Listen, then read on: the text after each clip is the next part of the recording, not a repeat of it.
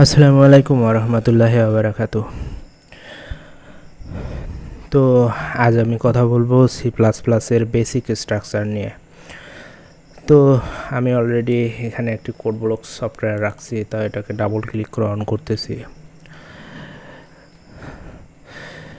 তো code ব্লকসে C plus plus শেখাটা অত্যন্ত ভালো, আমার কাছে মানে সহজ মনে হয়। তো কোড ব্লকসে আপনারাও ইউজ করবেন। তা কোড ব্লকস অন করার পর তো আমি এখানে আমি আজকাল নতুন একটা ফোল্ডার ক্রিয়েট করতেছি, সেকেন্ড SECOND সেকেন্ড। তো আমি এই ফোল্ডারের ভিতর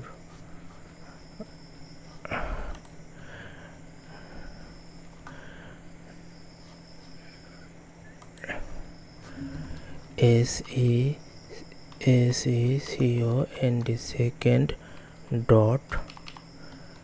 .cpp। তো আমি এখানে যাই লিখুন, ডটের পর এক্সটেনশন নেম সিপিপি দেওয়া লাগবে, কারণ এই সিপিপি হলো সি প্লাস প্লাসের এক্সটেনশন। তো আমি এখানে ফাঁকা জায়গায় ক্লিক করলাম। তো দেখতে পাচ্ছেন যে second.cpp একটা C plus plus file create হয়েছে। তো আমি এখন কোড ব্লকসে এসে যদি এখানে ফাইল ওপেন ডেস্কটপ, তারপর হলো সেকেন্ড, তো এই second.cpp এটার মধ্যে ক্লিক করে ওপেন করতেছি। তো ওপেন করার পর সি প্লাস প্লাসের বেসিক স্ট্রাকচারটা লিখব। তো এখানে আমি লিখতেছি হ্যাজ ইনক্লুড ব্র্যাকেট শুরু ব্র্যাকেট শেষ IOSTRAEAM stream USING using name space SPAC space STD।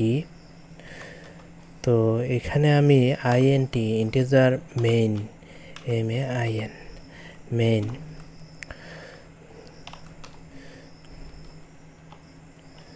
COUT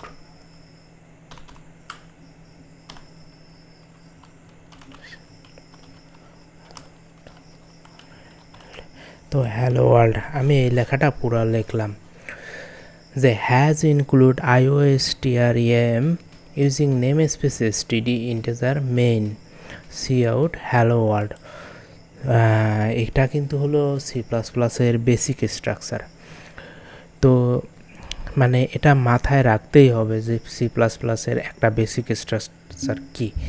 তারপর এখানে আরও একটা আছে যে RETUR রিটার্ন 0। তো আমার কমপ্লিট লেখা শেষ। তো আমি এখানে রানের মধ্যে ক্লিক করবো। এই যে রান, এই পাশে একটা আছে বিল্ড অ্যান্ড রান। তো আমি এই রানের মধ্যে ক্লিক করব। ক্লিক করার পরে যে মেসেজ দিছে যে the file has not been build, মানে এটা বিল্ড না করেই ওরা কিন্তু আপনাকে পাবলিশ করবে। তো আমি এটা ক্লিক করতেছি। তো দেখতেছেন হ্যালো ওয়ার্ল্ড প্রিন্ট হয়েছে। তো এখন আমি বলি যে এখানে হ্যাজ ইনক্লুডতে কী বোঝানো হয়েছে। তো হ্যাজ ইনক্লুড মূলত একটি হেডার ফাইল, মানে এই যে হ্যাজ ইনক্লুডটা আছে এটা মূলত একটি হেডার ফাইল। তো এটা ইউজিং নেম স্পেস এসটিডি, এটা সি প্লাস প্লাসের একটা মনে করেন যে নেম স্পেস, এটা নেম স্পেস হিসেবে কাজ করে। আর ইন্টিজার